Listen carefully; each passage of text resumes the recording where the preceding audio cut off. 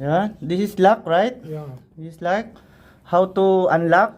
Press this arrow up and then Down this only. this one Yeah. together. Here up. Together, huh? Together same. Yeah, together. Okay.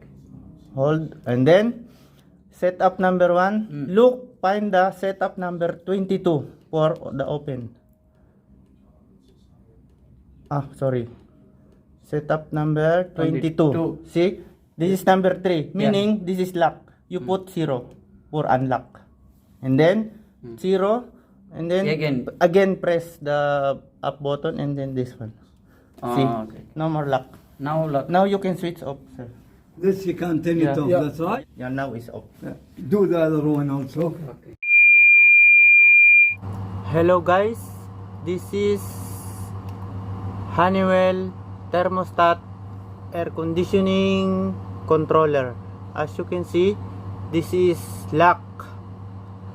See, this is lock. Now I will show you how to unlock and lock this one. Press first one, need to press this arrow circle and then arrow up together,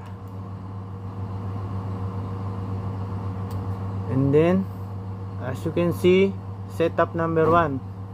So we can search the setup number 22 for the lock.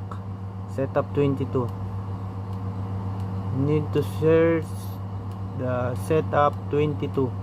See, this is the setup 22. As you can see, this is number 3, meaning this is lock. So how to unlock? We put 0 to unlock, and then same this arrow circle and then arrow up together, press together, and then see, now it's no lock. You can adjust the set point. See, if you put lock, same situation, same step,